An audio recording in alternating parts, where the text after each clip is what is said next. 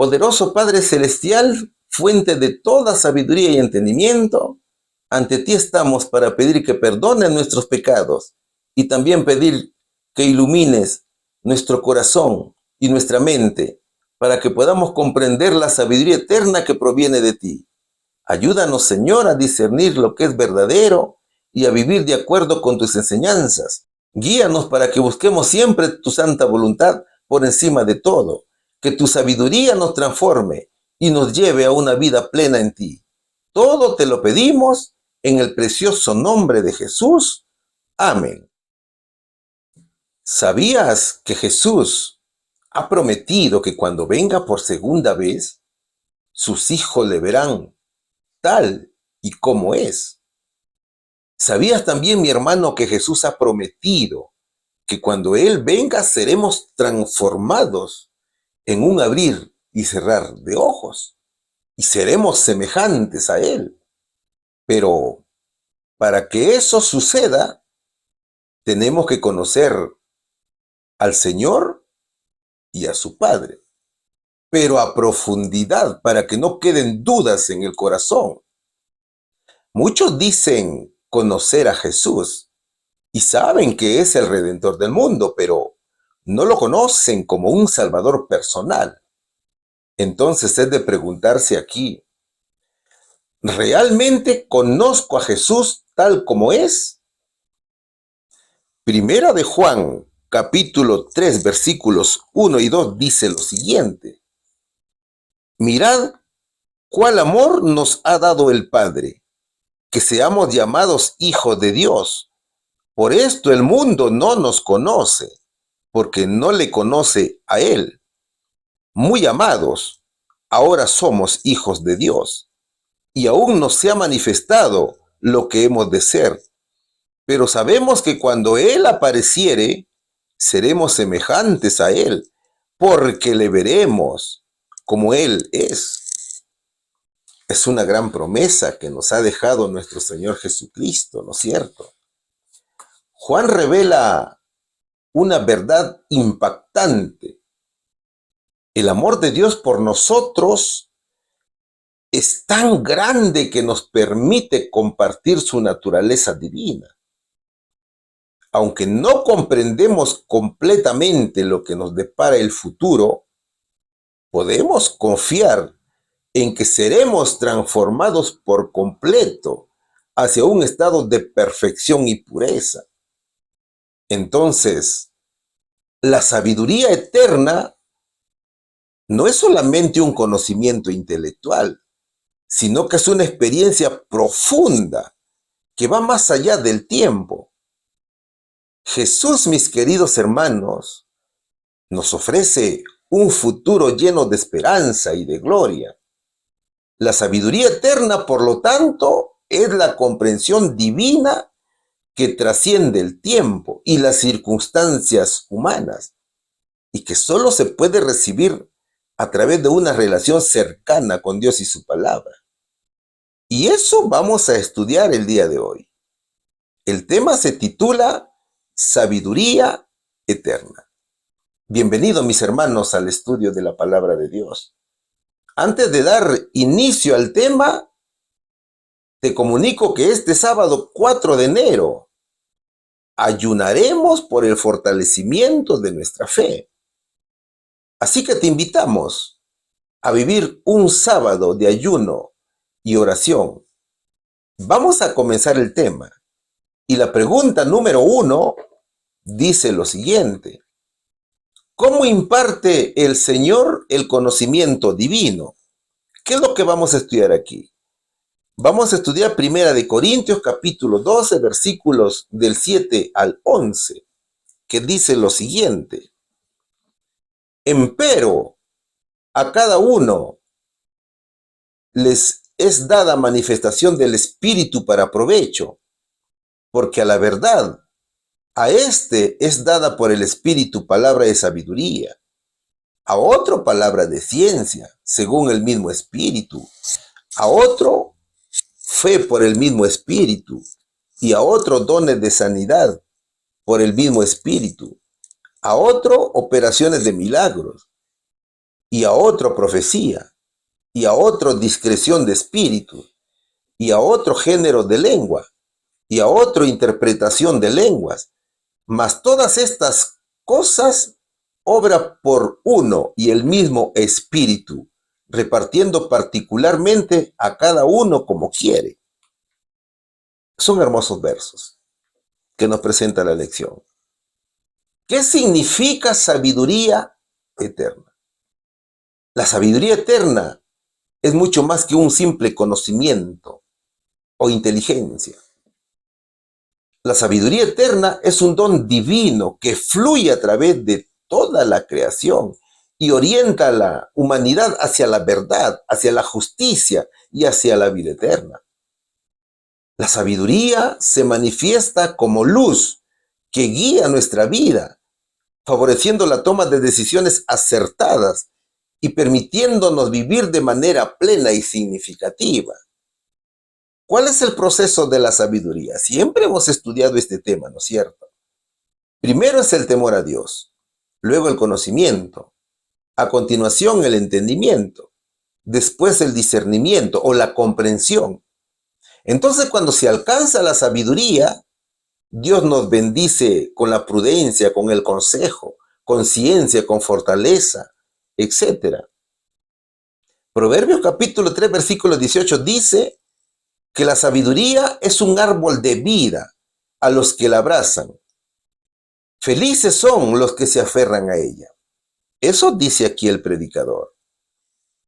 En medio de su sufrimiento, por ejemplo, Job reconocía la magnitud y el misterio de la sabiduría, aceptando que ésta trasciende la capacidad de entendimiento humano, y se preguntaba, ¿mas dónde se hallará la sabiduría?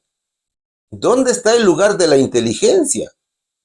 No conoce su valor el hombre, ni se halla en la tierra de los vivientes.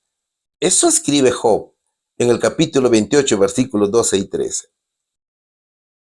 ¿Quién es entonces la sabiduría? Es Cristo, ¿no es cierto?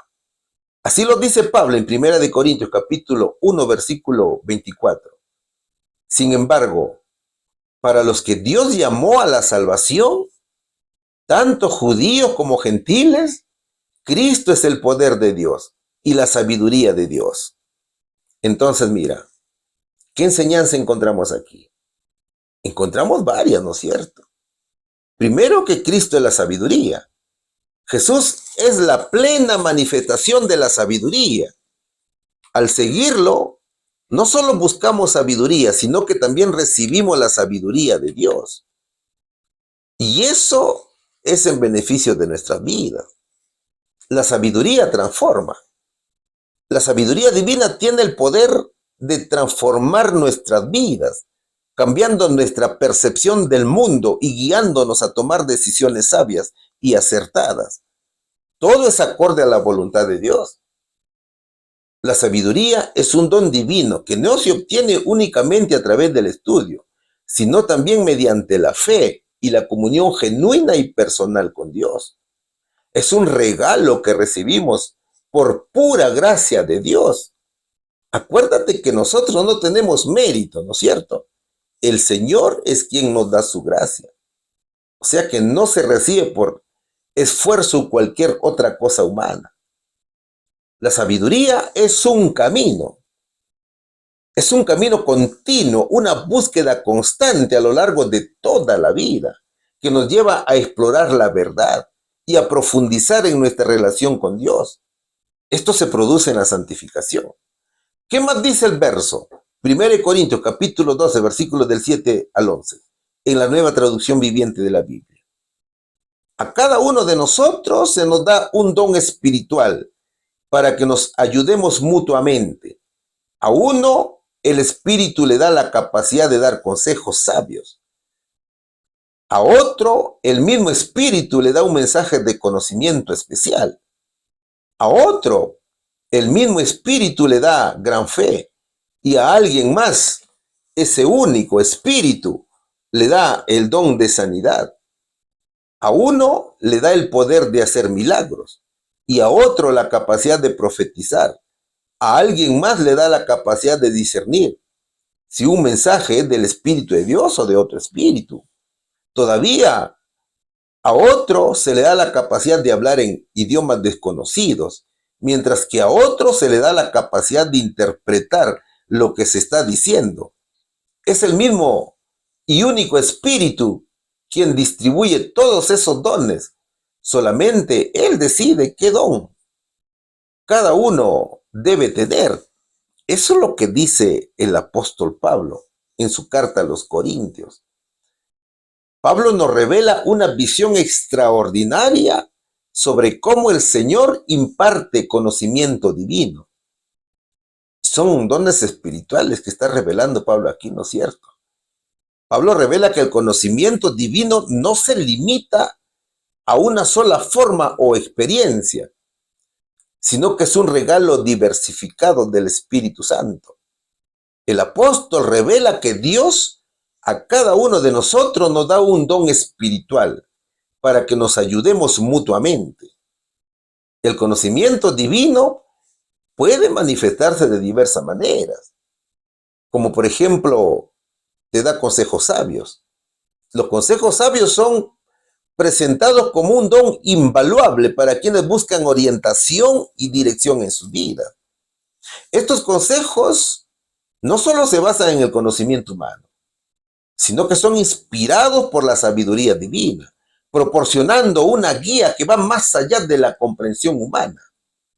El don de consejo, cuando es dado con sabiduría y bajo la dirección de Dios, no solamente proporciona dirección en tiempos de crisis, sino que también puede llevar a la sanación y restauración espiritual. ¿Cuál es el ejemplo práctico aquí? Es el consejo de Jetro, el suegro de Moisés.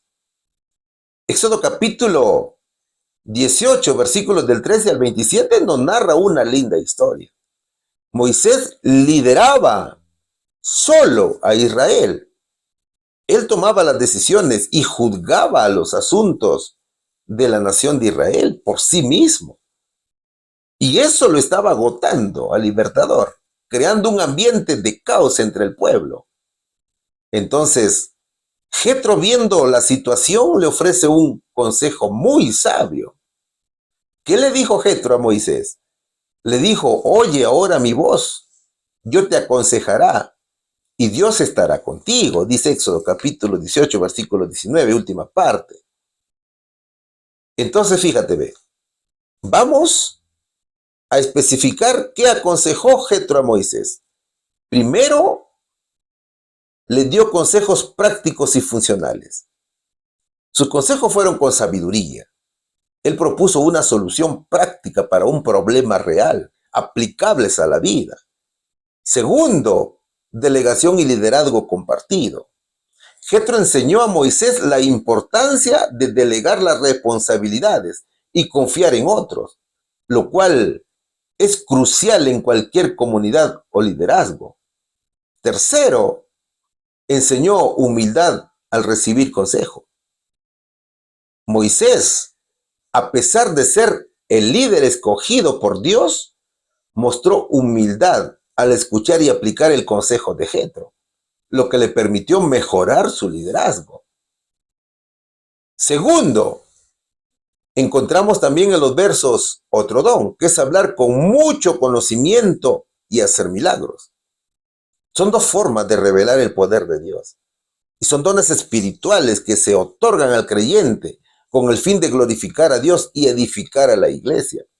Por ejemplo, el profeta Elías.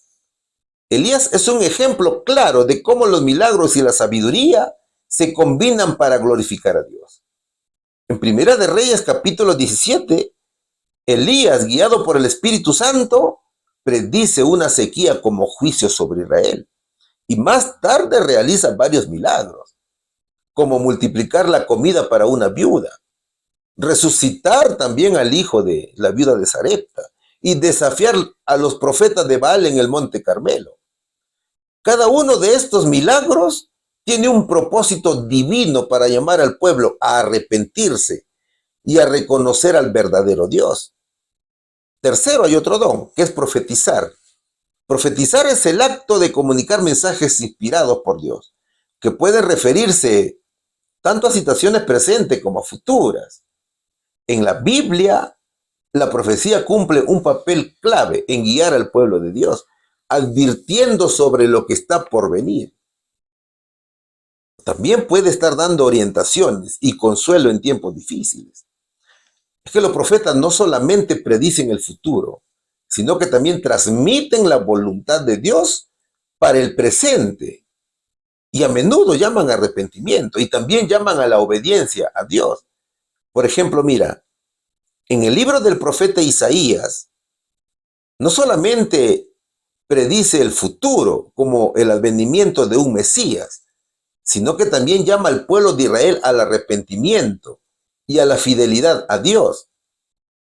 En Isaías capítulo 53, el profeta habla de la futura venida del siervo sufriente, que fue la venida de Jesús y su sacrificio redentor. Entonces, esta profecía no solo señala lo que ocurriría en el futuro, sino que también tiene una aplicación en el presente, invitando a la iglesia a vivir en justicia y a confiar en las promesas de Dios. Hay otro don más, que es el discernimiento de espíritus. El discernimiento de espíritus es la capacidad dada por el Espíritu Santo para distinguir entre la influencia del Espíritu de Dios y la de otros espíritus, ya sean malignos o humanos. Este don permite al creyente reconocer la fuente de los mensajes, actitudes y comportamientos, ayudándolo a mantenerse fiel a la verdad divina y a evitar engaños. Entonces, mira, el discernimiento no solamente se refiere a identificar lo que proviene de Dios, sino que también a reconocer cuando algo no tiene su origen en el cielo. Y de esta manera se protege la integridad de la fe. Por ejemplo, el apóstol Pablo. Pablo se encontró con una joven que poseía un espíritu de adivinación y reconoció que la fuente de sus habilidades no era del Espíritu Santo, sino que era un espíritu maligno. Ella seguía a Pablo y a sus compañeros gritando, ¿no es cierto? Estos hombres son siervos del Dios Altísimo, decía ella. Entonces Pablo, luego de varios días de escucharla, tuvo el discernimiento de que este espíritu era una manifestación demoníaca. Entonces, en el nombre de Jesús, ordenó que el espíritu saliera de ella, liberándola de una influencia maligna. De esta forma, el apóstol protegió la obra del evangelio de la corrupción de espíritus malignos. ¿Qué otro don tenemos? Tenemos el don de diversos géneros de lengua, que es la capacidad de hablar en otros idiomas, como una manifestación del Espíritu Santo. Este don es un signo visible de la presencia y el poder del Espíritu Santo en la vida del creyente, no te vayas a olvidar. Esto se utiliza en la edificación de la iglesia, no para la gloria personal. Se refiere a los idiomas existentes, no a idiomas nuevos. Por ejemplo, durante el gran día de Pentecostés, cuando los discípulos fueron llenos del Espíritu Santo, ellos comenzaron a hablar en otras lenguas. Y este don sorprendió a los presentes porque cada uno de ellos oía el mensaje de su propio idioma, a pesar de que los discípulos no lo conocían. Este milagro, mi hermano, sirvió como un testimonio del poder del Espíritu Santo y permitió que la predicación del Evangelio llegara a una audiencia diversa en diferentes naciones. Y sexto, tenemos el don de interpretación de lenguas. Este don permite entender y comunicar el significado de lenguas desconocidas. Es esencial para que la iglesia pueda beneficiarse del don de lenguas, ya que permite que el mensaje pronunciado en un idioma desconocido sea comprendido por todos. La interpretación de lenguas entonces no es una traducción literal, sino que es una revelación del mensaje espiritual que Dios desea comunicar a su pueblo. Como todos los dones del Espíritu, la interpretación es otorgada según la voluntad del Espíritu Santo, quien reparte estos dones según su propósito divino. Y Pablo, en 1 capítulo 14, versículos 3 y 14, explica que si alguien habla en lenguas, debe también orar para que se le dé el don de interpretación. Por ejemplo, si alguien habla en lengua durante una reunión y otro tiene el don de interpretación, esa persona debe comunicar el mensaje en un lenguaje comprensible para la comunidad, asegurando que todos reciban la edificación espiritual. No te olvides que todo lo da el Espíritu Santo, quien los reparte como Él quiere, como dice la palabra de Dios. Entonces, mira, mi hermano, ¿qué implica todo esto o a qué nos conllevan estos regalos? Primero, nos conllevan a desarrollar personalidad. Cada persona recibe un don específico para edificar a la comunidad de creyentes. Segundo, para vivir en unidad. La diversidad de dones no divide, sino que une a la iglesia, es decir, se complementan para beneficios de la iglesia. Tercero, para alcanzar un propósito. Todos los dones tienen como objetivo final el bien común y la gloria de Dios. Ahora, ¿cómo hago para recibir este conocimiento? ¿Sabes cómo? Teniendo una relación con el Espíritu Santo, estando en comunión con Él. Debo vivir en íntima comunión con el Espíritu Santo para recibir y desarrollar los dones espirituales. Luego debo servir a los demás. Los dones son dados para servir, no para impresionar ni para jactarme de los dones. Eso tengo que entender, mi querido hermano. A continuación, debo estudiar la palabra de Dios, debo estudiar la Biblia. La palabra de Dios es la principal fuente de conocimiento divino. Después, tengo que perseverar en la oración. La oración nos conecta con Dios y nos permite recibir dirección y sabiduría. También debo congregar y testificar. La iglesia es el cuerpo de Cristo, ¿no es cierto? Y cada miembro tiene un papel importante en edificar a los demás. Todo es para la honra y la gloria de Dios. Entonces, querido hermano, Dios es autónomo en sus decisiones y es dueño de todo el universo y da sus riquezas a quien Él quiere. ¿Cuál sería, hermano, la respuesta aquí? ¿Cómo imparte el Señor conocimiento divino? De diversas maneras y dones: sabiduría, ciencia, fe, sanidad, profecía, discernimiento, lenguas, etc. Pregunta número 2. Estamos estudiando la lección número 26, la última del año, que lleva por título Sabiduría Eterna. ¿Cómo podría actuar una persona aunque no tenga el conocimiento de lo alto? Veamos Romanos capítulo 10, versículos 2 al 4. Porque yo les doy testimonio que tienen celo de Dios, mas no conforme a ciencia. Porque ignorando la justicia de Dios y procurando establecer la suya propia, no se han sujetado a la justicia de Dios. Porque el fin de la ley es Cristo, para justicia a todo aquel que cree, dice la palabra de Dios. Muy bonitos versos. ¿Qué está diciendo Pablo aquí? Pablo dice que aunque algunos dicen tener un fervor o celo religioso por el Señor, lo hacen sin un conocimiento verdadero y de acuerdo a la voluntad de Dios, que los lleva a intentar establecer su propia justicia, en lugar de someterse a la justicia que proviene de Dios. Es decir, mi hermano, pensamos que vivimos en luz, pero vivimos en completas tinieblas. Mira, mi hermano, los judíos se sentían capaces de guardar la ley sin necesidad de Dios. Ellos confiaban en su autosuficiencia al punto de querer mejorar la ley. Es por eso que llegaron a establecer hasta 630 leyes, ¿no es cierto? Según ellos, para cumplir con los 10 mandamientos. Ellos querían ser santos por su propia justicia. Y eso dice Oseas, capítulo 10, versículo 1. Israel es una frondosa viña que da abundante fruto para sí mismo. Eso es lo que dice el profeta. Y eso es lo peligroso, ¿no es cierto?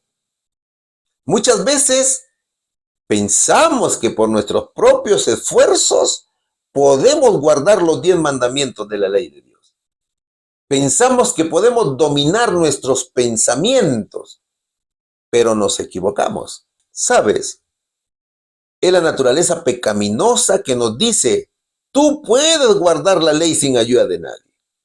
¿Se da cuenta, mi hermano? Jamás un pecador que tiene la mente depravada puede guardar una ley que es santa y perfecta como su creador, que es santo. Y eso dice la hermana White. Grábate, mi hermano, por favor, este hermoso texto. Te lo voy a leer.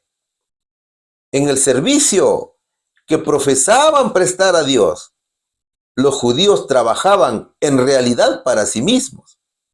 Su justicia era fruto de sus propios esfuerzos para observar la ley conforme a sus propias ideas y para su propio bien egoísta. Por lo tanto, no podía ser mejor que ellos. En sus esfuerzos por hacerse santos, procuraban sacar cosa limpia de algo inmundo. La ley de Dios es tan santa como Él, tan perfecta como Él. Presenta a los hombres la justicia de Dios. Es imposible que los seres humanos, por sus propias fuerzas, observen esta ley. Porque la naturaleza del hombre es depravada, deforme y enteramente distinta del carácter de Dios. Así dice nuestra hermana Elena G. de White. Así que, si pensamos que podemos guardar los 10 mandamientos de la ley de Dios, estamos totalmente equivocados, mis queridos hermanos. Y eso tienes que quitártelo de la mente. Y hay que venir a Jesús con humildad. ¿Qué dicen los versos? Vamos a leerlo nuevamente en la Nueva Traducción Viviente de la Biblia. Romanos capítulo 10, versículos del 2 al 4. Yo sé que ellos tienen un gran entusiasmo por Dios, pero es un fervor mal encauzado, pues no entienden la forma en que Dios hace justas a las personas ante Él. Se niegan a aceptar el modo de Dios y en cambio se aferran a su propio modo de hacerse justos ante Él, tratando de cumplir la ley. Sin embargo, Cristo ya cumplió el propósito por el cual se entregó la ley. Como resultado, todos los que creen en Él son hechos justos a los ojos de Dios. ¿Quién es el único que pudo cumplir la ley? Es Jesucristo, ¿no es cierto? Eso es lo que nos está diciendo el versículo. Entonces, mírame, pensar que por nuestros propios esfuerzos podemos cumplir la ley santa y perfecta, así como Cristo que es santo y perfecto, nos estamos equivocando, mi hermano. ¿Qué dice Pablo aquí? Pablo dice que hay hermanos que anhelan la salvación, pero sin aceptar el sacrificio de Jesús. Es decir, hay hermanos que no tienen conocimiento de Jesús, sino que distorsionan la palabra de Dios, no tienen entendimiento, quieren hacerse justos por sus propios medios y no se dan cuenta que el propósito o el fin de la ley es Cristo, es Jesús. Por tanto, sus actos no son guiados por el Espíritu Santo. Pablo dice, la ley no salva, pero te lleva a Jesús. Ve, mi hermano. Entonces, de acuerdo a los versos, ¿cómo podría actuar una persona que no tiene conocimiento de lo alto?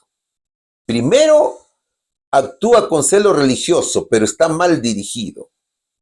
La persona puede tener un gran entusiasmo por lo espiritual, pero sin una comprensión correcta de lo que Dios requiere, su esfuerzo, aunque pueda ser sincero, no está de acuerdo a la voluntad de Dios. Esto lo puede llevar a prácticas cerradas y a un enfoque erróneo de la fe. Es decir, no entiende y no ha entendido la justificación por la fe. Segundo, llega a ignorar la verdadera justicia de Dios. Sin el conocimiento adecuado, no entiende lo que significa la justicia divina. Es decir, no entiende que la justicia de Dios no se alcanza por propias obras, sino por la fe en Cristo y por los méritos de Jesús. Nosotros, mi hermano, no podemos hacer nada, absolutamente nada para ganar el favor divino. Tercero, establecer su propia justicia. Como no conoce la verdadera justicia de Dios, la persona intenta cumplir los 10 mandamientos con modelos propios o con reglas humanas, creyendo que éstas son suficientes para alcanzar la rectitud delante de Dios. Por eso que el verso dice, se aferran a su propio modo de hacerse justos ante Él, tratando de cumplir la ley.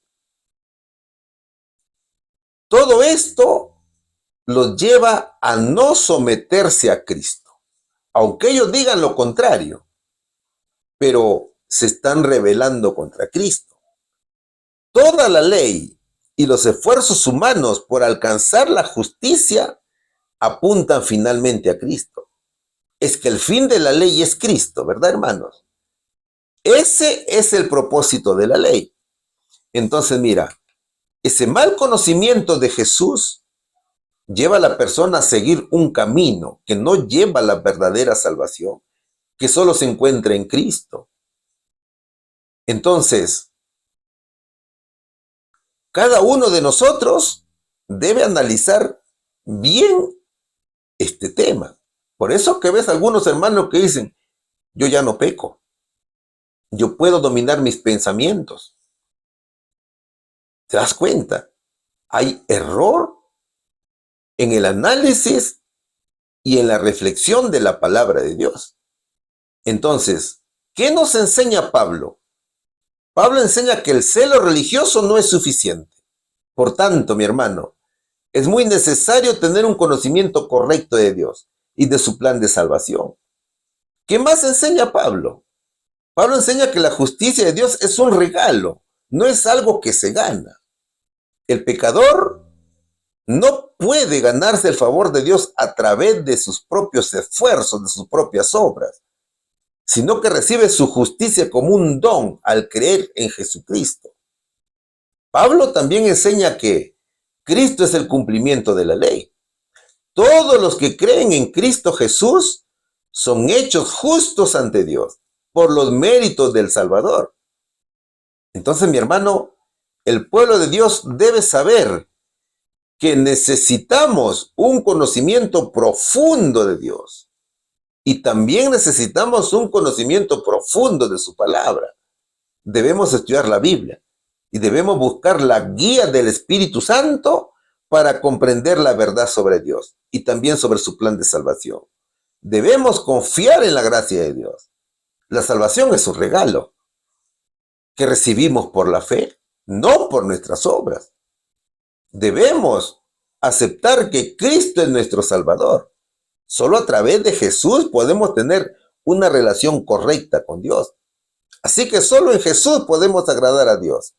Solos nada podemos hacer. Eso tenemos que mentalizarnos, mis queridos hermanos. Vamos a la respuesta. ¿Cómo podría actuar una persona aunque no tenga el conocimiento de lo alto? Puede ignorar la justicia de Dios y establecer la suya. Por tanto, desconoce a Jesús y se rebela contra él.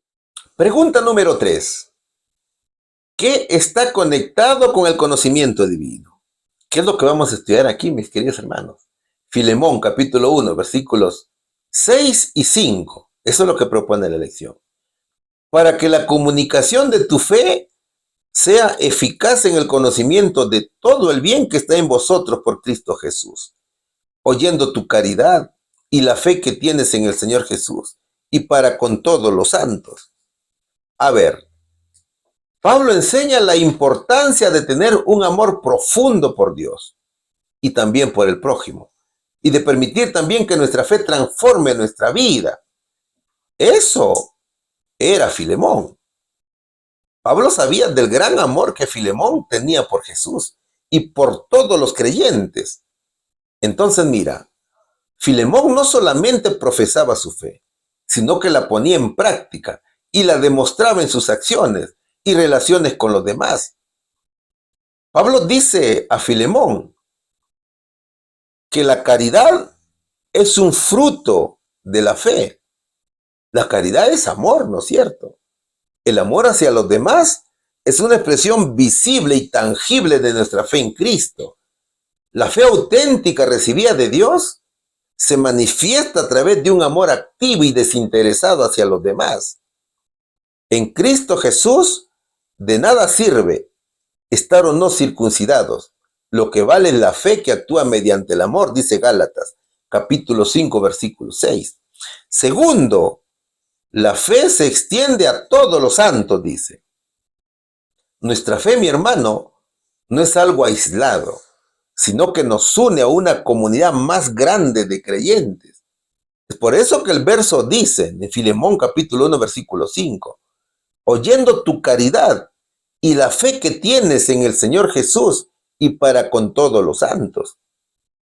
Ahora, Pablo desea que la fe de Filemón sea cada vez más profunda, que le permita reconocer y experimentar todo el bien que Dios ha puesto en su vida a través de Jesús. Es decir, que Filemón pueda vivir una vida plena y abundante gracias a su relación con Dios. Pablo dice a Filemón que la fe es un medio de comunicación, que la fe no es algo estático, sino que se comparte y se comunica con otros. ¿Y hacia dónde nos conduce entonces la fe? La fe nos conduce al conocimiento. Al compartir nuestra fe, adquirimos un conocimiento más profundo de las buenas obras que Dios ha puesto en nosotros a través de Cristo. Este conocimiento no es solo intelectual, sino también de experiencias, para que la comunicación de tu fe sea eficaz. Por eso que el verso 6 dice, para que la comunicación de tu fe sea eficaz en el conocimiento de todo el bien que está en vosotros por Cristo Jesús. Eso dice el versículo 6. Entonces, debemos buscar crecer en nuestro amor a Dios y también por el prójimo. ¿Qué significa esto? Esto significa pasar tiempo en oración, en estudiar la Biblia y en servir a los demás.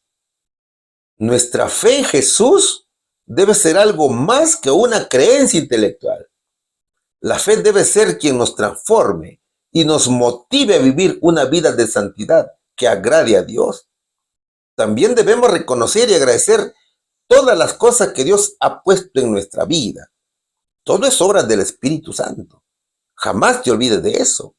Entonces, mira, todos estos elementos son los que diferencian al pueblo de Dios con los demás. Los que sirven a Dios con sinceridad y en verdad serán gente peculiar, diferentes del mundo, separada del mundo. Mientras más elevadas y refinadas sean las facultades, más pura y sin mezclas será la felicidad, dice nuestra hermana Elena G. de White. Entonces, mi hermano, el conocimiento divino está profundamente conectado con varios elementos. ¿Cuáles son esos elementos? La fe activa. No basta, mis hermanos, con tener fe. La fe debe ser puesta en práctica y compartida con el prójimo. Santiago capítulo 2, versículo 7, ¿qué dice? Así también, la fe, si no tiene obras, es muerta en sí misma.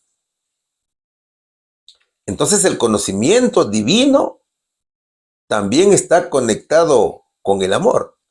El amor hacia Dios y hacia el prójimo es fundamental para comprender la profundidad del amor de Dios y también de su plan de salvación. El amor no solo refleja la naturaleza de Dios, sino que es la base sobre la que se construye su plan hermoso y redentor para la humanidad. Mateo capítulo 22, versículos del 37 al 39 dice, Jesús le dijo, amarás al Señor tu Dios con todo tu corazón y con toda tu alma y con toda tu mente. Este es el primero y grande mandamiento. Y el segundo es semejante. Amarás a tu prójimo como a ti mismo. El conocimiento también se conecta con la iglesia.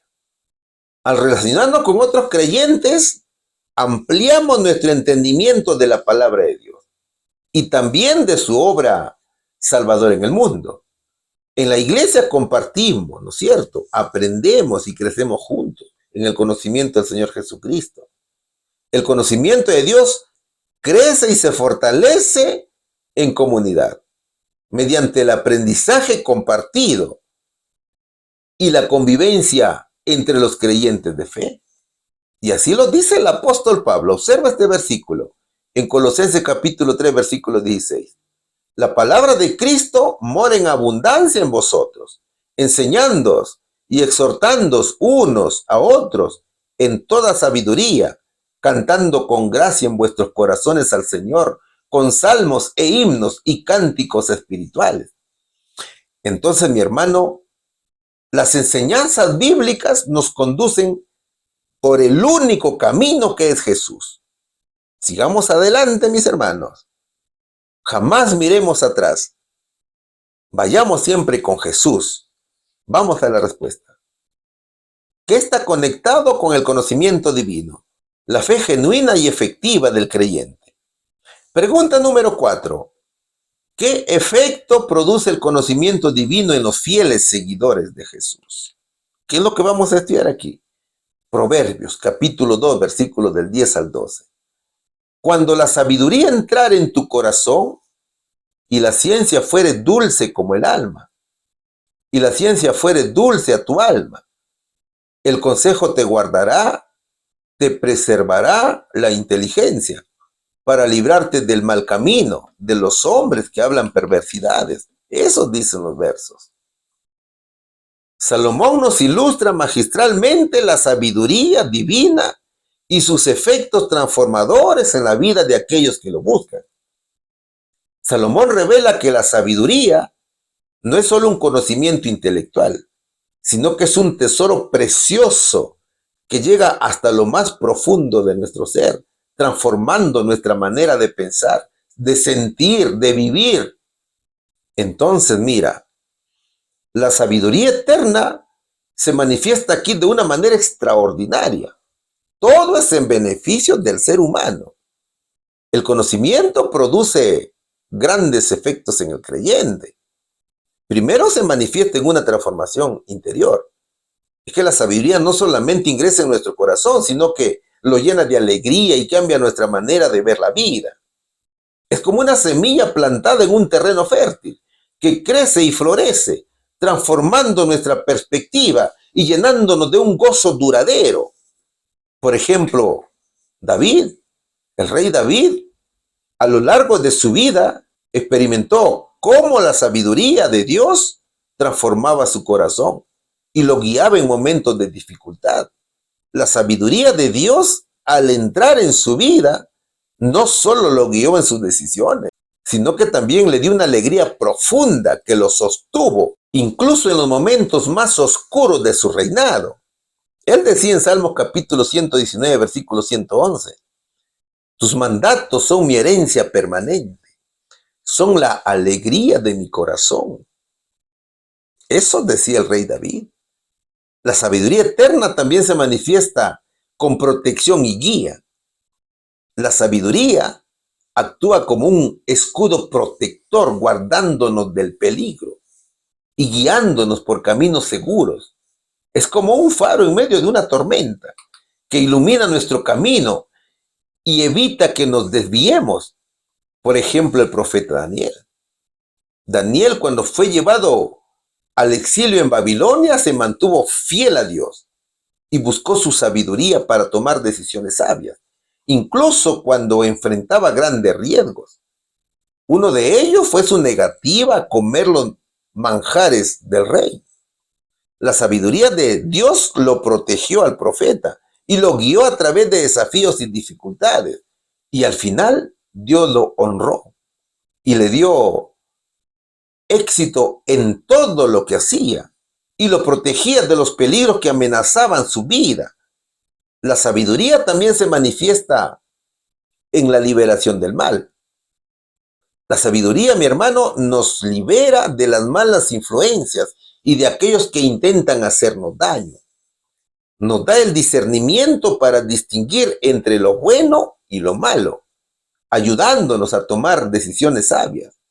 El ejemplo es José, el hijo de Jacob, que estaba en Egipto. José, a pesar de las falsas acusaciones de la esposa de Potifar, se mantuvo firme y fiel al Señor, eligiendo el camino de la rectitud en lugar de ceder a la tentación. Entonces, la sabiduría que Dios le dio lo ayudó a reconocer el mal y a resistirlo, por supuesto. Eso fue lo que finalmente lo libró de la injusticia y lo elevó a una posición de honor en Egipto.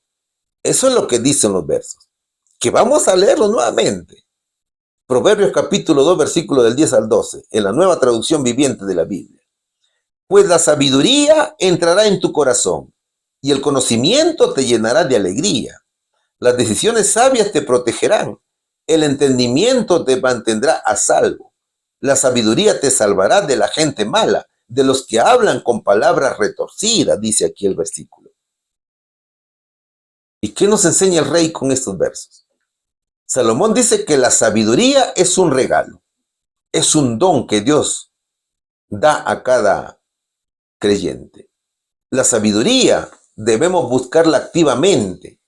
La sabiduría, mi hermano, no llega por casualidad, sino que se obtiene a través de la oración, el estudio de la Biblia y la búsqueda de la guía del Espíritu Santo.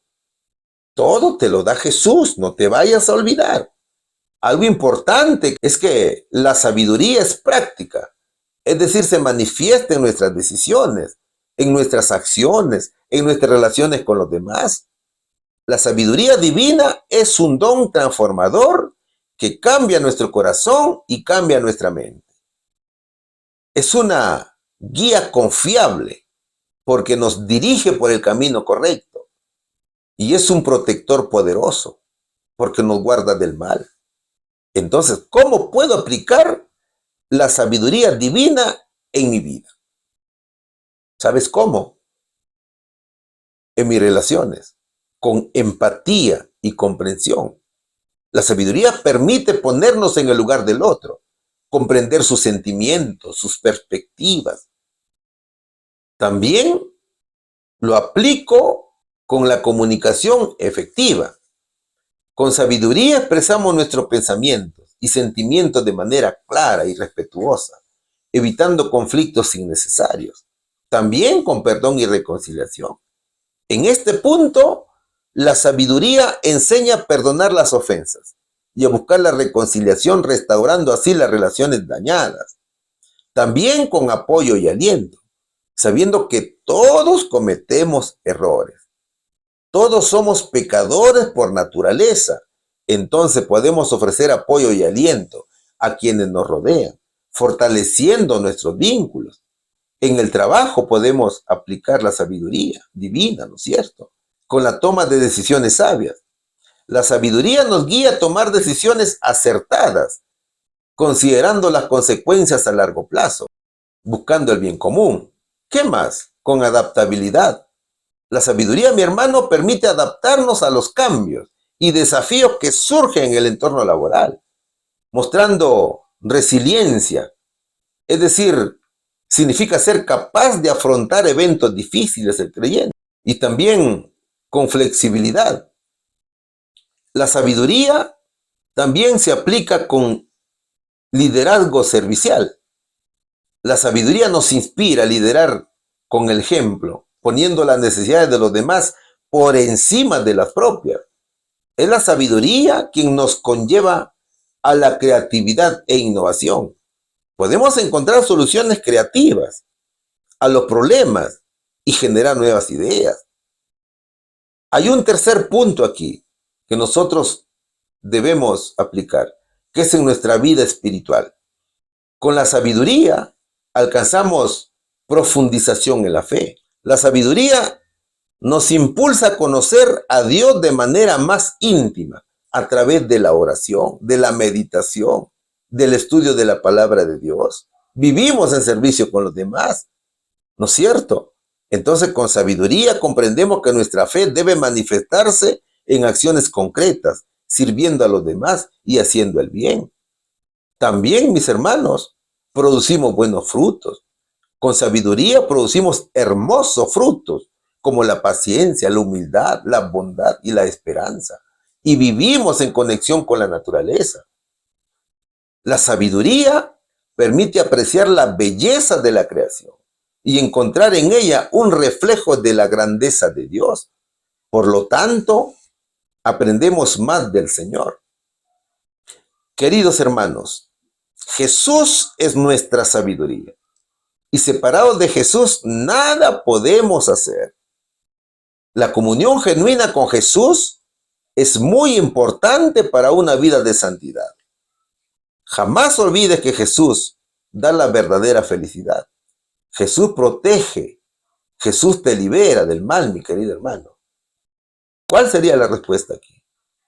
¿Qué efecto produce el conocimiento divino en los fieles seguidores de Dios? ¿Sabes qué produce? Produce gozo y paz interior, protección, discernimiento, sabiduría. Pregunta número 5. ¿Cuál es el objetivo principal de Dios en su relación con el ser humano?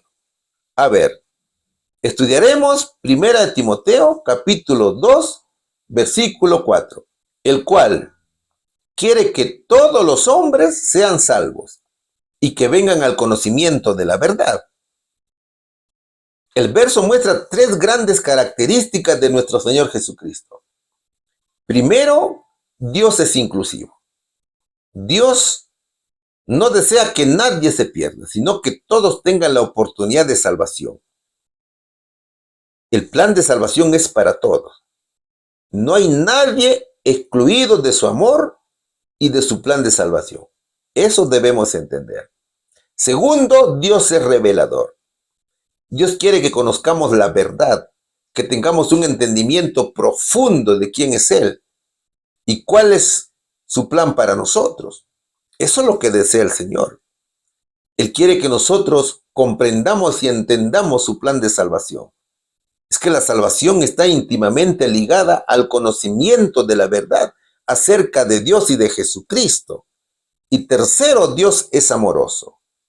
Su deseo más profundo es que establezcamos una relación íntima con Él. Es Dios quien inicia el proceso de salvación. Es Él quien salva y es Él quien busca a los perdidos y los trae hacia sí para salvarlos. Leamos nuevamente 1 Timoteo capítulo versículo 4, el cual quiere que todos los hombres sean salvos y que vengan al conocimiento de la verdad. Pablo no solamente revela la bondad y la gracia de Dios, sino que también revela el objetivo de Dios para con el pecador.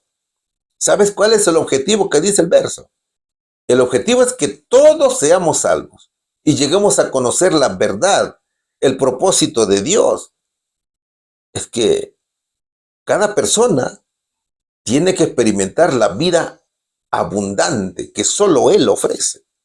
El Señor nos invita a confiar en su amor y a comprometernos a vivir una vida que refleje su verdad, una vida de santidad, mi hermano. Dios desea que el hombre entienda que hay necesidad de la salvación. Todos necesitamos ser rescatados del pecado y de la muerte espiritual. Dios quiere que entendamos que cada ser humano tiene un alma que salvar o un alma que perder. Segundo, quiere que conozca la verdad. Debemos buscar activamente conocer a Dios y también conocer su palabra. Tenemos que saber que Jesús es nuestro sustituto, nuestro Salvador, nuestro intercesor, nuestro ejemplo, nuestro Señor y Rey. Tercero, quiere que sepamos que hay responsabilidad de compartir. Somos llamados a dar a conocer a otros las buenas nuevas de salvación. y dar a conocer a nuestro Salvador. Entonces, ¿qué significa para nosotros este versículo? Querido hermano, el verso revela la misión de la iglesia. Ojo aquí, mi querido hermano. Ponga atención a este verso. El verso revela la misión de la iglesia. Pablo nos llama a participar en la misión de Dios de llevar el evangelio a todas las naciones. Es que cada creyente está llamado a ser instrumento en las manos de Dios para que otros puedan conocer la verdad y ser salvos. También revela la importancia de la evangelización. La proclamación del evangelio es fundamental para cumplir el deseo de Dios. Tenemos que compartir las buenas nuevas con aquellos que aún no conocen a Cristo. Finalmente encontramos la esperanza para todos. Este versículo nos da una gran esperanza. No importa cuál sea nuestra historia, nuestras circunstancias, Dios nos ama, mis hermanos, y desea salvarnos. Aunque claro, muchas veces nos rehusamos a cumplir con la misión de evangelizar, pero Dios está llamándonos para tomarnos como instrumentos. Entonces, mira, ¿qué obstáculos hay para que las almas acepten a Jesús? Hay muchas, pero vamos a ver algunas. Primero está el pecado. El pecado separa al ser humano de Dios y crea una barrera grande entre nosotros y Él. Todos nacemos destituidos de la gloria de Dios. Esa es la maldad que hace el pecado. Romanos capítulo 3, versículo 23 dice, por cuanto todos pecaron y están destituidos de la gloria de Dios. Luego tenemos una barrera más, que es la ignorancia. Muchas personas simplemente no conocen el evangelio o no tienen la oportunidad de escucharlo. La ignorancia del evangelio puede ser un obstáculo para la salvación, ya que las personas no pueden creer en Cristo si no han escuchado acerca de Él, ¿no es cierto? En este caso, no es necesariamente culpa de las personas, sino que es el resultado de la falta de la predicación del mensaje de Dios. Por tanto, ¿de quién es la responsabilidad? Es responsabilidad de la iglesia. Y Romanos capítulo 10, versículos 14 y 15 dice, pero ¿cómo pueden ellos invocarlo para que los salve si no creen en Él? ¿Y cómo pueden creer en Él si nunca han oído de Él? ¿Y cómo pueden oír de Él a menos que alguien se lo diga? ¿Y cómo irá alguien a contarlos sin ser enviado? Por eso, las Escrituras dicen, qué hermosos son los pies de los mensajeros que traen buenas noticias. Hay una barrera más, que es la incredulidad. La incredulidad puede ser resultado de un corazón endurecido, ya sea por el orgullo, prejuicios o la voluntad de no conocer la verdad de Dios. Muchas personas pueden rechazar el evangelio por razones emocionales, espirituales o intelectuales también.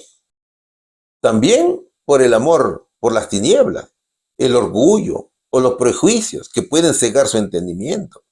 El mismo Señor Jesús lo dijo en Juan capítulo 3, versículos 19 y 20.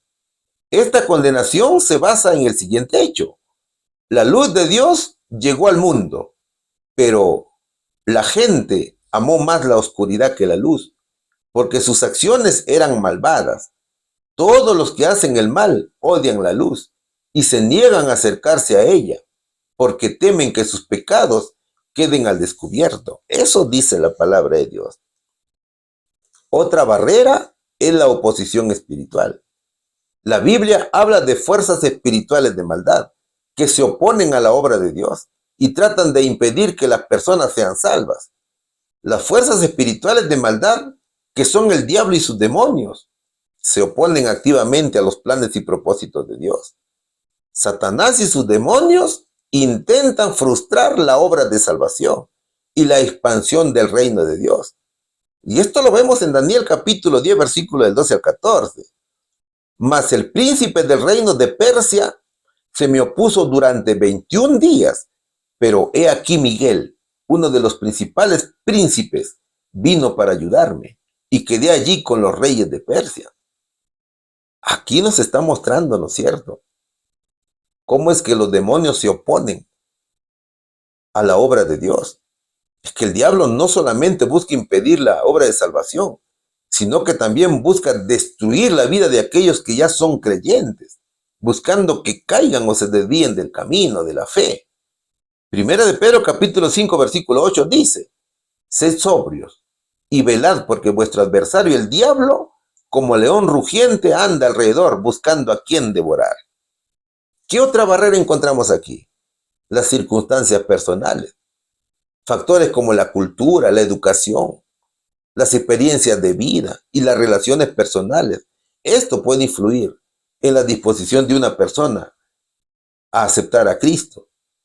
Para los judíos, la idea de un Mesías crucificado era un tropiezo, ya que esperaban un líder político y militar. Para los griegos, la idea de un Dios crucificado parecía una locura, pues su sabiduría filosófica no podía concebir algo tan humillante como la cruz. Sin embargo, para aquellos que están llamados por Dios, independientemente de su cultura o experiencia, el Evangelio se revela como poder de Dios y sabiduría de Dios. Hechos capítulo 17, versículos 30 y 31. ¿Qué dice? Pero Dios, habiendo pasado por alto los tiempos de esta ignorancia, ahora manda a todos los hombres en todo lugar que se arrepientan, por cuanto ha establecido un día en el cual juzgará al mundo con justicia por aquel varón a quien designó, dando fe a todos con haberle levantado de los muertos. Eso dice el verso.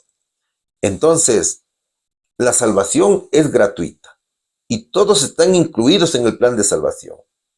Mis queridos hermanos, la iglesia tiene una gran responsabilidad de predicar la verdad, de hacer conocer a Jesús. Y esa misión es para cada creyente. De nada sirve decir que somos cristianos si no lo demostramos. Todo creyente es un misionero que lleva la verdad al mundo. Hay mucha gente en el mundo que está esperando la verdad. Por tanto, debemos cumplir con la misión dada por Dios. ¿Cuál sería la respuesta aquí? ¿Cuál es el objetivo principal de Dios en su relación con el ser humano? El objetivo principal es que todos los seres humanos sean salvos y lleguen al conocimiento de la verdad. Pregunta número 6. Seguimos estudiando la lección número 26, la última de este año, que se titula Sabiduría Eterna. ¿Cómo se describen en las Escrituras la sabiduría de lo alto? Santiago capítulo 3, versículos 13, 17 y 18 dicen: quien es sabio y avisado entre vosotros, muestre por buena conversación sus obras en mansedumbre de sabiduría. Mas la sabiduría que es de lo alto, primeramente es pura, después pacífica, modesta, benigna, llena de misericordia y de buenos frutos, no juzgadora, no fingida, y el fruto de justicia se siembra en paz para aquellos que hacen paz. Eso dice Santiago. ¿De qué hablan los versos? Los versos hablan de la sabiduría eterna, del carácter, del comportamiento, del vocabulario, del trato, ¿no es cierto? De la forma de expresarse, de cómo los hijos de Dios deben tratar a su prójimo, de cómo debe ser nuestro tono de voz. ¿Cómo era la voz de Jesús? La voz del Señor era melodiosa y divina. Su voz, su hablar, era como una dulce melodía musical. No eran como las voces aburridas de los rabinos. Jesús hablaba como quien tenía un propósito definido que cumplir. Hablaba del reino que había venido a establecer y de su misión de liberar a los cautivos por Satanás. Cristo enseñaba que primero deben ser las cosas celestiales, luego las cosas de la vida. Ilustraba con ejemplos sencillos del acontecer diario, pero con un significado enorme. Ese es el ejemplo que todo creyente, mi hermano, debe seguir. Entonces, Santiago plantea una gran pregunta sobre quién tiene verdadera sabiduría y entendimiento. La sabiduría y el entendimiento no se demuestran simplemente con palabras, no. Se demuestran con acciones. Y eso lo demostró el Señor. ¿Cierto, hermanos? Leamos nuevamente el verso. Santiago capítulo 3, versículo 13. ¿Quién es sabio y entendido entre ustedes, que lo demuestre con su buena conducta, mediante obras hechas con la humildad que le da su sabiduría. Es como decir, si dices que eres sabio, entonces demuéstralo. El verso plantea tres aspectos que el hombre espiritual tiene que demostrar. Primero, su sabiduría y entendimiento. El hombre espiritual es un hombre regenerado, ¿no es cierto? Por tanto, tiene el deber de mostrar la transformación por medio de los frutos del Espíritu. Segundo, tiene que mostrar buena conducta. La verdadera sabiduría se manifiesta en una conducta correcta y ética. Es que no se trata solamente del conocimiento teórico, sino de vivir de acuerdo con ese conocimiento. Solo que muchas veces confundimos las cosas. Muchas veces pensamos que ser sabio es tener abundancia de conocimiento, pero nada de práctica. También debemos demostrar sabia humildad. La sabiduría genuina se caracteriza por la mansedumbre, que es una actitud de humildad y control. Ser humilde no significa ser débil. No, mi hermano, no te vayas a equivocar. Significa tener dominio propio, significa tener autocontrol, significa tener una actitud de respeto y consideración hacia los demás. ¿Cómo debe ser la conducta y el comportamiento del creyente fiel? El fiel creyente debe mostrar un comportamiento de amor y compasión, sabiendo que tenemos que amarnos como hermanos, porque el nacido de Dios ama, ¿verdad, hermanos? ¿Qué más? Debe mostrar humildad y servicio. Nuestro mejor ejemplo es Jesús, que no vino para ser servido, sino para servir. Tenemos que mostrar que vivimos en pureza y rectitud. Es decir, vivimos en santidad y en estricta comunión con Cristo. La orden de Jesús es: sean santos porque yo soy santo. Así lo dice Primera de Pedro, capítulo 1, versículos 15 y 16. ¿Qué más? Tenemos que mostrar que vivimos en sinceridad y honestidad. Es desechar la mentira. Es hablar la verdad. Nuestra mente debe alojar solamente la verdad y expulsar a la mentira, como lo registra Efesios en el capítulo 4, versículo 25. ¿Qué más debemos mostrar? Paciencia y dominio propio. Es decir, ser pronto para oír, tardo para hablar y tardo para airarse. ¿Qué más debemos mostrar? Integridad y justicia, porque eso es lo que le agrada al Señor, ¿no es cierto? Leamos Santiago capítulo 3, versículo 17, pero la Nueva Versión Internacional. En cambio, la sabiduría que desciende del cielo es ante todo pura y además pacífica, respetuosa, dócil, llena de compasión y de buenos frutos, imparcial y sincera, dice el apóstol Santiago. Santiago dice que la sabiduría eterna es un regalo de Dios, que transforma nuestras vidas y también nuestras relaciones. Es un fruto del Espíritu Santo que se desarrolla por medio de la oración, del estudio de la palabra de Dios y también de la obediencia a su estricta voluntad. ¿Cómo es la sabiduría de lo alto? ¿Qué dicen los versos? Dicen que es pura porque no está contaminada por motivaciones egoístas o del mundo. Es genuina, es sincera. La sabiduría de lo alto es sin mancha, sin corrupción, en contraste con la sabiduría humana, que está contaminada por el egoísmo y el pecado. Es pacífica también, promueve la armonía y la paz en todas las relaciones, fomenta la paz y la reconciliación, no fomenta el conflicto ni tampoco la división. ¿Ve, mi hermano? La sabiduría es respetuosa, es amable, es cortés y considerada con los demás. Muestra un espíritu de humildad y servicio. Es compasiva, llena de bondad hacia los demás, pero también es dócil. Es frágil de guiar y de moldear por el Espíritu Santo. Está dispuesta a aprender y crecer. Está llena de compasión y de buenos frutos. Se mantiene en acciones concretas de bondad y compasión hacia los demás. Es generosa la sabiduría y se manifiesta en acciones que beneficien a los demás, especialmente a los necesitados. pero también la sabiduría es imparcial. No hace distinciones entre personas, sino que trata a todos con justicia y equidad. Tampoco está basada en dobles intenciones, ni en falsedad, sino en una transparencia sincera. La sabiduría es sincera, es auténtica y congruente con lo que se cree y se dice. Esta sabiduría produce una vida recta y justa que busca la paz y la justicia en las relaciones humanas. Qué hermoso es todo, ¿verdad, hermanos? Jamás te olvides que la sabiduría es Jesús. Primera de Corintios capítulo 1, versículo 30 dice, pero gracias a Él, ustedes están unidos en Cristo Jesús, a quien Dios ha hecho nuestra sabiduría, justificación, santificación y redención. Pero hay algo más que nos dice también el apóstol Santiago aquí. Veamos el verso 18 del capítulo 3. En fin, el fruto de la justicia se siembra en paz para los que hacen paz. El apóstol revela algo interesante aquí. Primero dice, y el fruto de la justicia. Es decir, son las buenas obras, los resultados positivos y las acciones correctas que surgen de una vida de santidad, guiada por la justicia, y se llevan a cabo de acuerdo con la voluntad de Dios.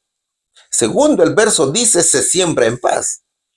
Es decir, que las buenas obras, que son fruto del Espíritu Santo, no surgen de la violencia, no surgen de la confrontación, no surgen del conflicto, sino que son desarrolladas en un ambiente de paz y armonía. Es que la justicia verdadera no se impone, ¿no es cierto?, sino que se cultiva en un terreno fértil de paz. Santiago dice, para los que hacen la paz. El apóstol destaca que la paz no es solo un resultado, sino también un compromiso activo. Entonces, los fieles que desean ver los frutos de la justicia son aquellos que trabajan constantemente por la paz en sus relaciones con los demás y en su entorno. Por eso que la hermana White dice algo muy interesante aquí. La perfecta conformidad a la voluntad de Dios es el alto blanco que debe estar constantemente delante del cristiano. Entonces, mi hermano, el creyente de fe tiene que vivir bajo los parámetros establecidos por Dios. La sabiduría es un don eterno que se desarrolla siempre, y cuando dejamos morar al Espíritu Santo en el corazón, y los frutos son de acuerdo a la relación y también a la voluntad de Dios. Así que tenemos bastante por aprender, mis queridos hermanos. Sigamos adelante. Pidámosle al Señor en oración y ruego sabiduría, entendimiento, conocimiento, discernimiento. Vamos a la respuesta. ¿Cómo se describe en las Escrituras la sabiduría de lo alto? Se describe como pura, pacífica, modesta, benigna, llena de misericordia y de buenos frutos, imparcial, sincera. Pregunta número 7. Hemos llegado al final de la lección. ¿Qué pregunta debería ocupar constantemente nuestra mente? Y vamos a estudiar el libro de San Mateo, capítulo 19, versículo 16. Y aquí uno, llegándose le dijo, Maestro bueno, ¿qué bien haré para tener la vida eterna? El verso revela una profunda preocupación por la vida eterna, un deseo de asegurarse de cumplir con lo necesario para alcanzar ese bien supremo. Todos necesitamos de la gracia de Dios, ¿no es cierto? La salvación es por gracia. En verdad que esta pregunta debe ocupar constantemente nuestra mente. ¿Sabes por qué? Porque toca temas cruciales sobre la salvación, el propósito de la vida y también de nuestra relación con Dios. Por tanto, la pregunta que deberíamos tener constantemente en la mente es, ¿qué debo hacer para tener la vida eterna?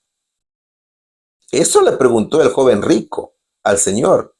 También yo debo preguntarme, ¿qué debo hacer para vivir de acuerdo a la voluntad de Dios y alcanzar la vida eterna?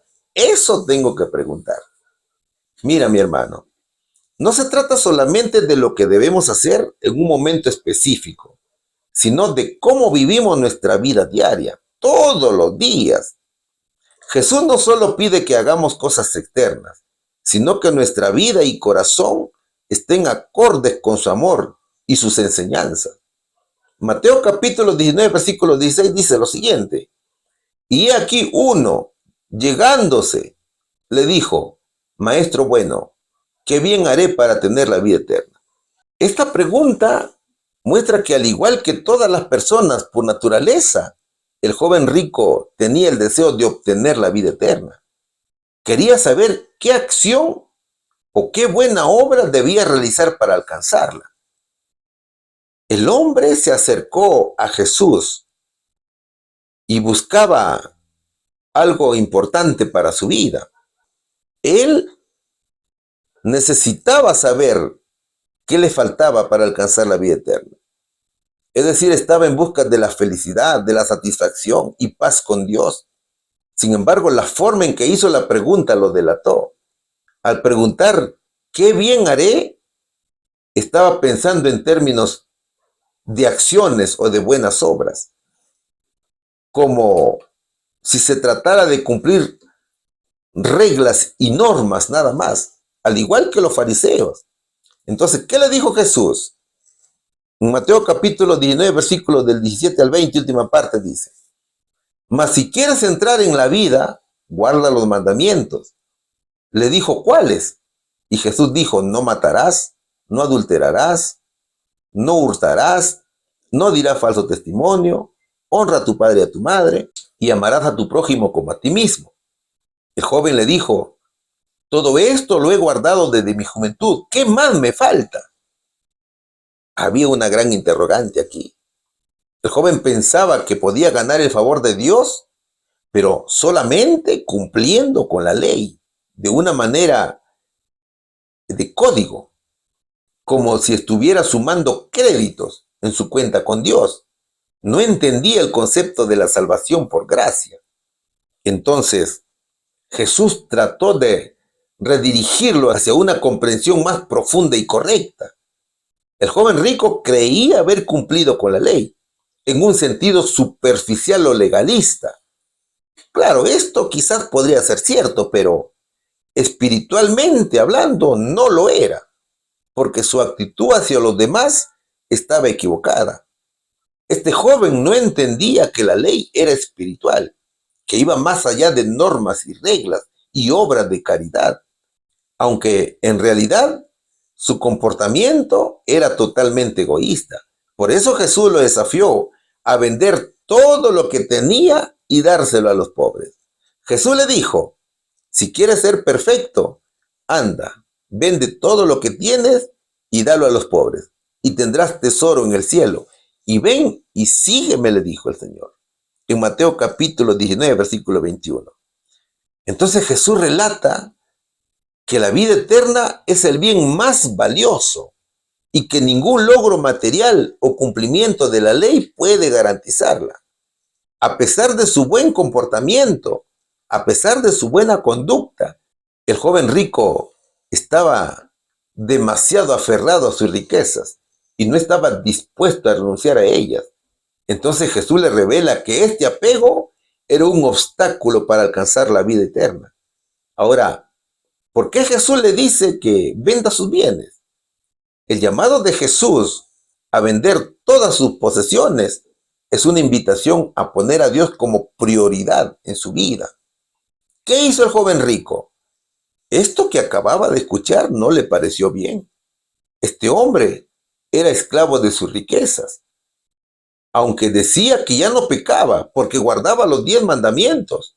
Amaba el dinero, ¿ve? Entonces seguía pecando. Solamente Jesús podría liberarlo de esas dependencias de pecado. Entonces faltaba conocimiento, faltaba sabiduría.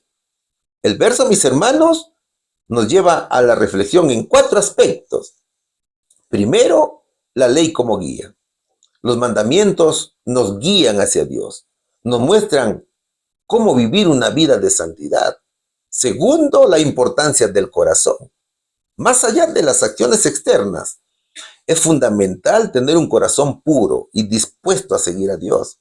Tercero, el desapego de los bienes materiales.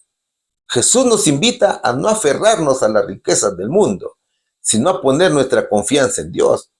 Cuarto, el discipulado. Seguir a Jesús implica un compromiso radical de vida, un llamado a dejar todo para seguirlo. Entonces, mi hermano, es por obediencia, es por el temor a Dios que somos bendecidos con la sabiduría, con el conocimiento, con el entendimiento. Ve, mi hermano, ningún otro tipo de conocimiento puede sustituir al conocimiento divino. Podemos tener todo el conocimiento posible sobre temas del mundo, pero estos no nos revelan los misterios de una vida superior, ¿no es cierto? Jesús, mi hermano, nos lleva a desprendernos de toda cosa que impida seguirlo, ya sean bienes materiales o relaciones tóxicas o cualquier otra cosa que nos esclavice. ¿Cuál sería aquí la respuesta? ¿Qué pregunta debería ocupar constantemente nuestra mente? ¿Qué bien haré para tener la vida eterna? Eso es lo que dice el verso. A ver, hoy hemos aprendido que la sabiduría eterna es mucho más que un simple conocimiento. La sabiduría eterna es un don divino que orienta a la humanidad hacia la verdad, hacia la justicia y hacia la vida eterna. La sabiduría, mi hermano, se manifiesta como una luz que guía nuestra vida, favoreciendo la toma de decisiones acertadas y permitiéndonos vivir de manera plena y significativa. Todo inicia con el temor a Dios, que tiene que ver con la obediencia, ¿cierto? Luego viene el conocimiento, el entendimiento, el discernimiento, la comprensión. Entonces, cuando se alcanza la sabiduría, Dios nos bendice con la prudencia, con el consejo, con ciencia, con fortaleza, entre otros. Todo le pertenece a Dios. Ahora, Dios da a su pueblo muchos dones que son para provecho de su pueblo. Todos esos dones son dados para que la iglesia avance en crecimiento espiritual, en obra misionera, en amor al prójimo. Ahora, algo a tener en cuenta es la importancia de la fe, el conocimiento divino y todo lo que concierne a nuestro Señor Jesucristo.